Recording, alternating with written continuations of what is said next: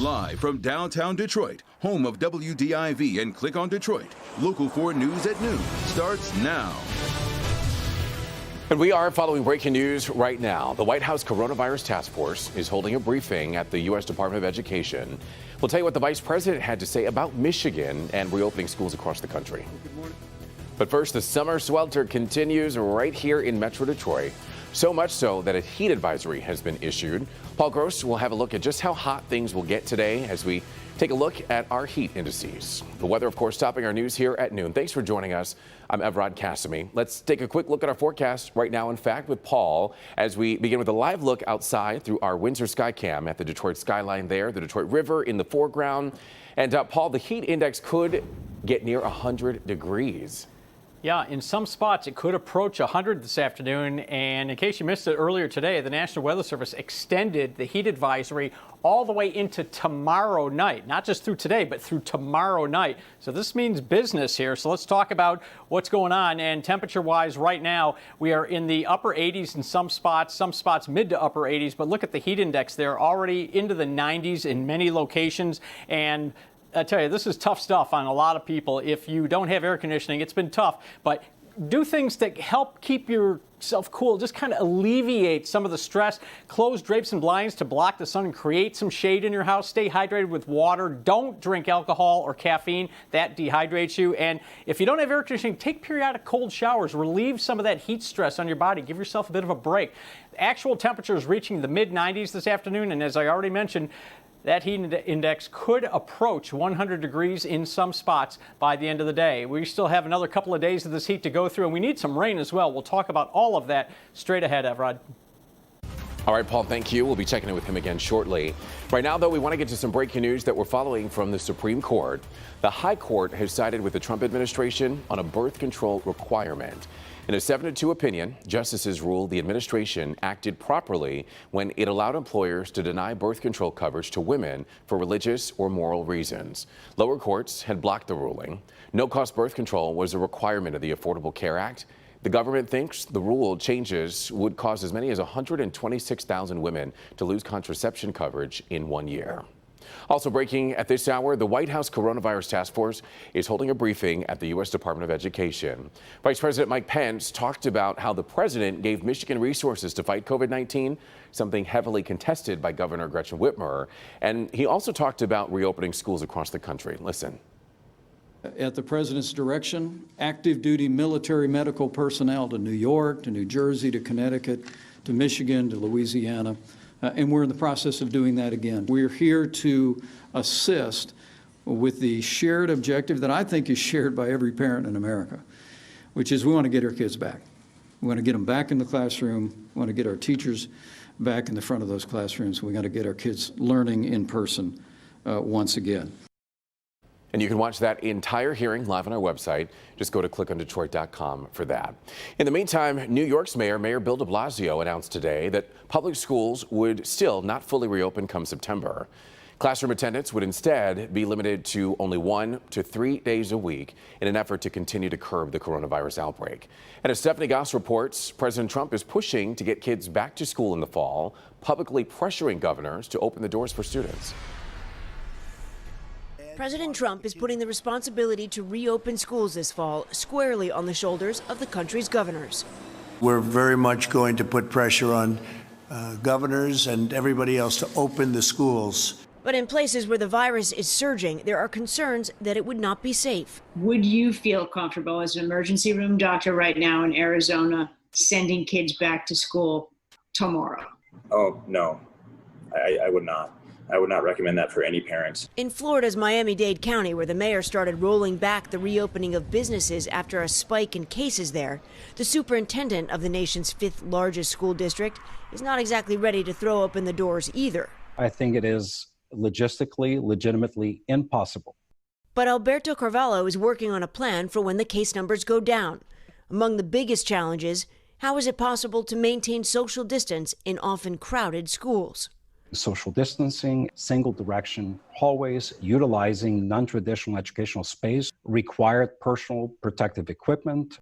What happens if a teacher or student gets the virus? They'll have to be in quarantine, and unfortunately, all those in contact with that teacher or employee affected would also have to be in quarantine. How will they pay for all this? Additional federal support is needed at this time for the resources, for the cleaning supplies, for additional manpower to ensure aggressive sanitization, and additional staff for the supervision of students. Health experts say the guidelines for returning to school will change depending on location. Parents, teachers, and students will have to be flexible because the virus is so unpredictable. Stephanie Gosk, NBC News. Also breaking at this hour, Harvard and MIT are suing the Trump administration over new guidelines for international students.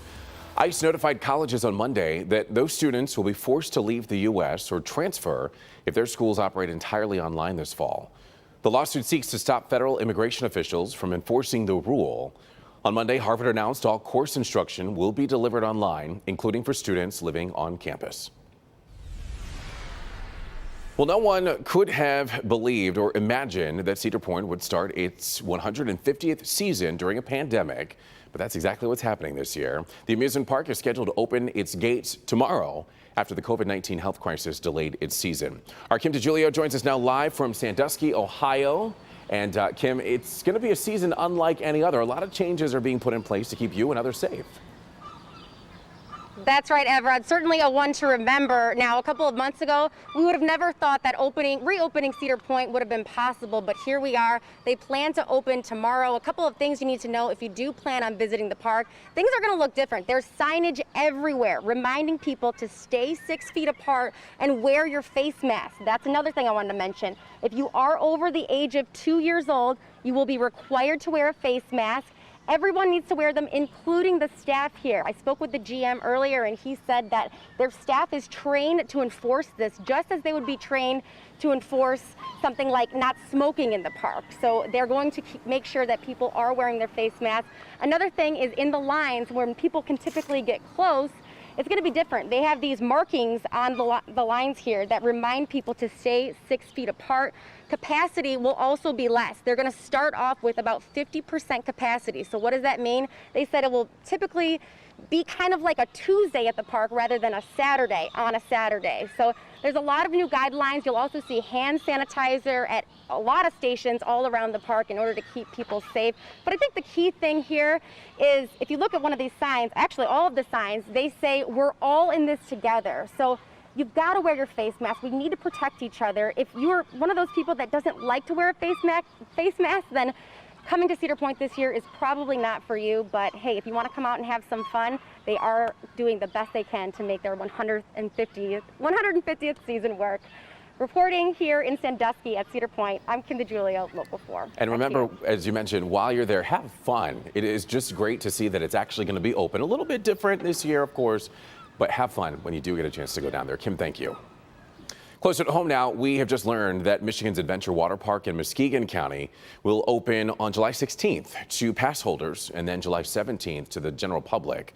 Now, you do have to make a reservation, and just like Cedar Point, where Kim mentioned, there will be new hygiene protocols to be observed. We posted the information about Michigan's Adventure Water Park on our website. Just go to clickondetroit.com for that. The number of coronavirus cases continues to rise here in Michigan. And as of our last update Tuesday afternoon, Michigan reported 30 new deaths. Now, it is important to note that 20 of those 30 deaths are a result of the state's ongoing review of vital records and testing data. So that means that 20 of the deaths that were reported yesterday did not happen in the 24-hour period between Monday and Tuesday afternoons. Michigan, though, does have more than 66,000 confirmed cases of coronavirus since testing began in March. The new total is up by 456 cases in the past 24 hours. Now, as of Saturday afternoon, the official recovery total is 52,841, a number that is only updated every Saturday. In the meantime, the Trump administration begins formal withdrawal from the World Health Organization, or WHO for short. On Tuesday, they notified Congress and the United Nations of the formal withdrawal. That will go into effect next July. The WHO calls the decision a, quote, setback for international cooperation.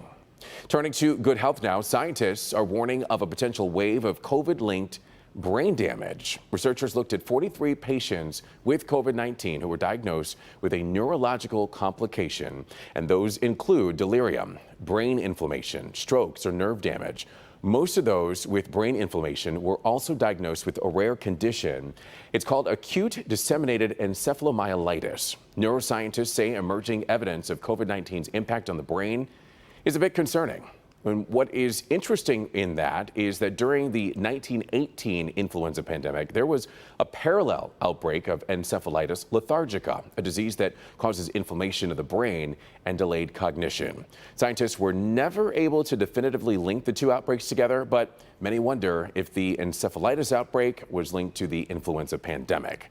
Researchers are looking into a similar correlation between COVID-19 and the brain. The battle over the toxic green ooze over in Madison Heights took another turn today in a heated court appearance. Prosecutors argue Gary Sayers' building was not only a danger, but that his negligence caused all of the issues. The city is fighting to have the building demolished, but Sayers is working to save the site. Prosecutors say it puts the public in danger. Then Mr. Sayers misused, mishandled, and mismanaged hazardous chemicals dangerous to human health. His business was justifiably closed down as a result of it. In addition to contaminating the building, his misuse of these hazardous chemicals caused damages to the city's sanitary sewer main and now to the storm sewer, which is an ongoing event some 8 months later. The judge denied Sayers' appeal, but he can still appeal that ruling to a higher court in hopes of blocking the demolition. A big water main break has flooded streets on Detroit's west side, and this is what things look like this morning, right there on Greenfield and Birch near Schoolcraft. Now, we unfortunately don't know when things are going to be fixed, but it's an area that you definitely want to avoid if at all possible.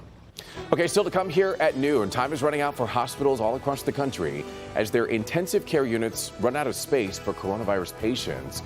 And now there's a warning being issued by the nation's top infectious disease expert as the U.S. shatters records.